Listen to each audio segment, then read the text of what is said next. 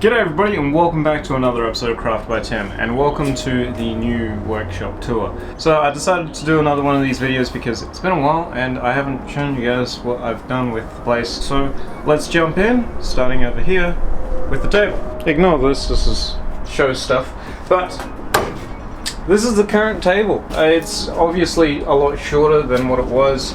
It's now got this nice backboard, which means that if I'm grinding in the vise, I'm not going to be spraying sparks directly up against the wall and they're going to fall straight down and set fire to whatever is behind here, because often I get leaf litter running along the back wall. I'll tell you what, it's nice to have a massive table inside your workshop if you have a massive workshop, but when your table takes up more than 50% of your working room, it's kind of annoying. So I ended up taking up a little bit of material off the front end of the table as well, and that is so that the rear jaw of my vise actually lines up with, or slightly in front of, the edge of my table. This is a mistake that I made before, and basically what it means is that I can't clamp things all the way down on the vise. They hit the table instead. So just a bit of advice.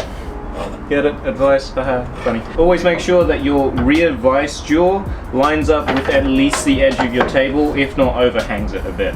And that way you're not gonna have like things. You're gonna be able to put long stuff as far down as you need.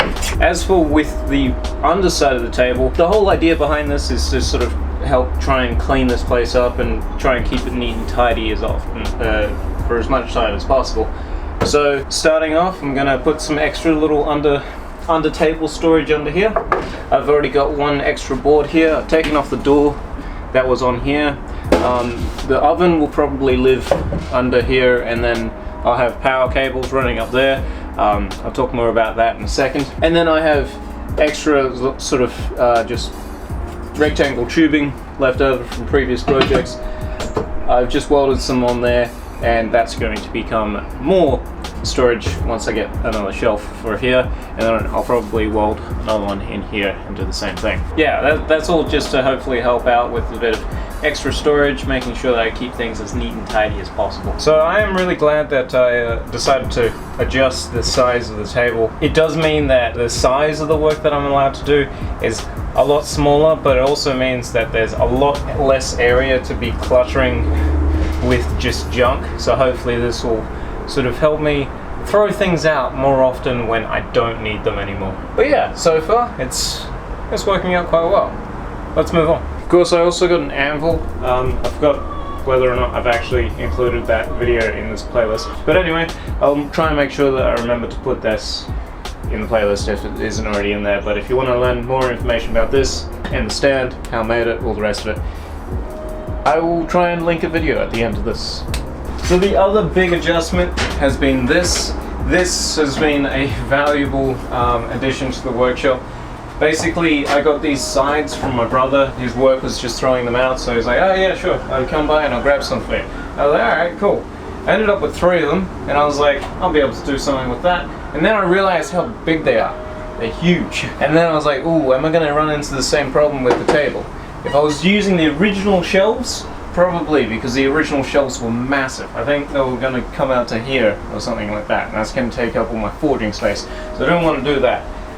But then I was like, actually I could probably get away with not using the shelves. So when I get time, what I'm going to do is I'm going to cut my own shelving so that I can just lay plywood across here, but I can keep like all my steel in here, which makes it super handy. And I've made my own sort of shelf support things, just using some 3mm by 20mm bar. Cut a little notch in either end, round it over the corners and ground a little bit off the top there so that I can actually fit into the slots.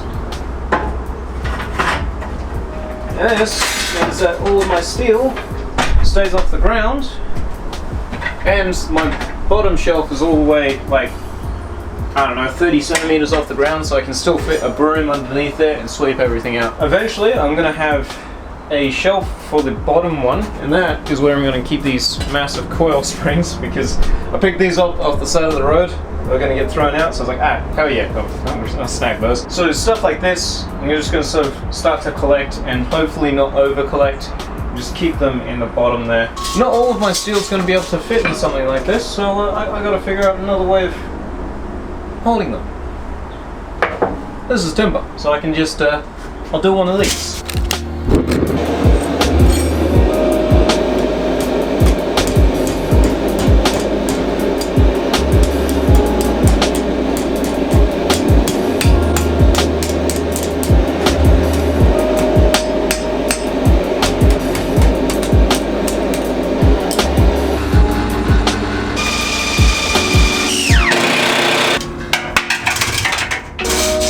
Easy.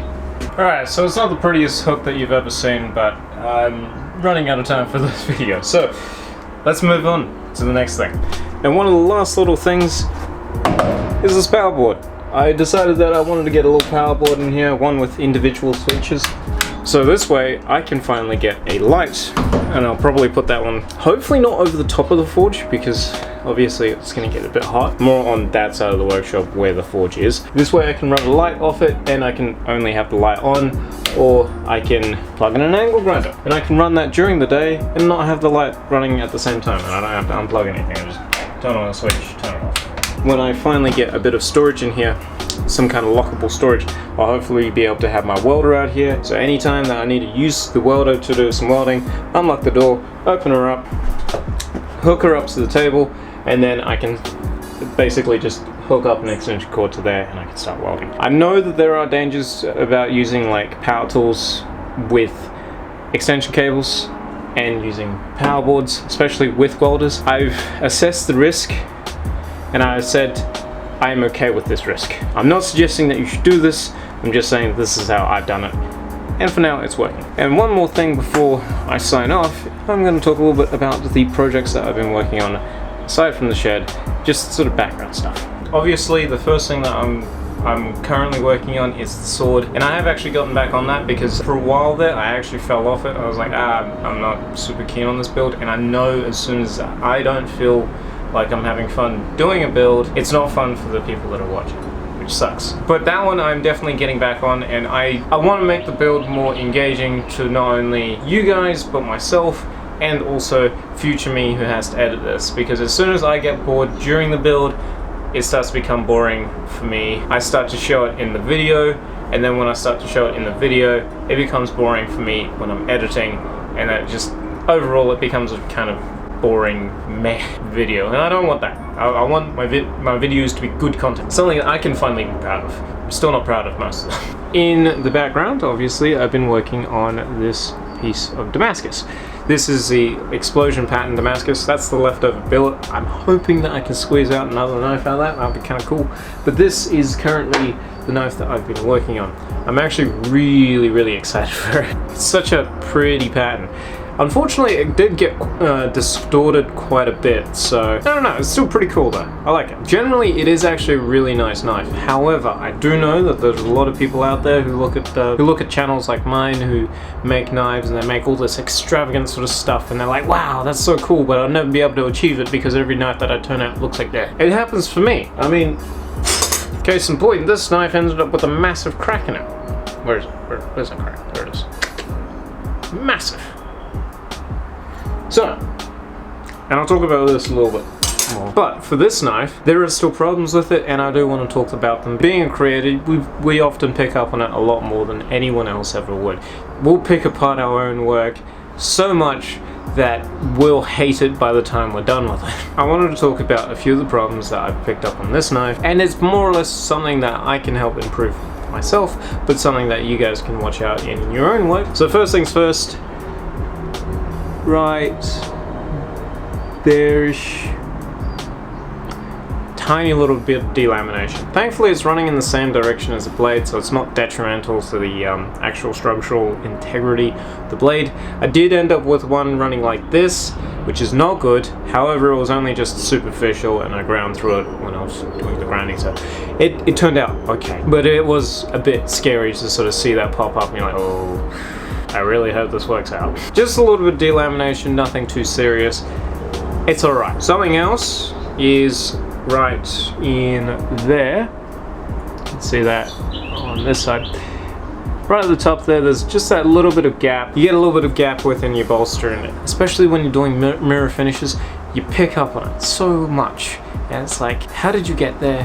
Why are you here?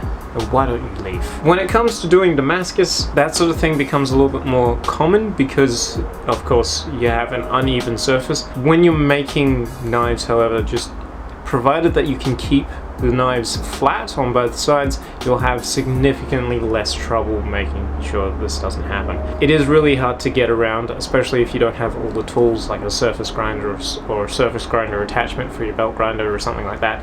It becomes very difficult. And it's just something about taking time to try and understand how to get this to work a little bit better. And the last thing that I want to talk about is straightness, because that is straight to the camera, and as you can see, there's definitely a bit of a cant there on the actual blade itself. It is actually very frustrating to see that cant pop up after so many hours of work, and it's just something that I have to be much more mindful about. I'd really like to blame my setup, because the drill press that I'm using is very old, and the drill bits that I'm using are very thin, so they have a tendency to just sort of wander off center. I don't know whether or not I can blame it on my actual setup though, or whether or not it's just me and I have to do more improvement on myself. Kitchen knives. As I've made smaller knives, like the paring knife that you just seen, and bushcraft knives and that sort of thing, I've never made something that has such a specific but wide variety of uses. Something that has to be flexible, so it has to be thin. Something that has to be larger, so it has to have good strength, good edge retention, good hardness. All of these, everything has to line up perfectly on a kitchen knife. And the first knife that I did, I took it way too thin before the quench and it warped majorly. I'm sure if it was longer, it could probably have made a U-turn. I was like, oh, I'll just straighten it out by putting in the vise. I shouldn't have done that. I should have tried doing it in the temper, or better yet, probably just thrown it back in the forge, done another 3 normalizing cycles, and then tried to just straighten it normally. I didn't do that, and I snapped it in half. A few weeks later, last week, I tried to tackle this one, and I had a similar result. I ended up with a massive crack in it. And actually, this one I'm not sure where it came from, because I quenched it, and when I quenched it like this rather than going straight down into the oil and hardening all of it. I just quenched the cutting edge. When I did this, it's cold enough that I can start to work on it. I'm going to take it inside, I'm going to hit it with the grinder just to sort of polish up the surfaces so I can see the temper colors. I put it down, go to switch out the belts on the belt grinder, and then I hear this ding! And I was like, I hope that wasn't the belt grinder.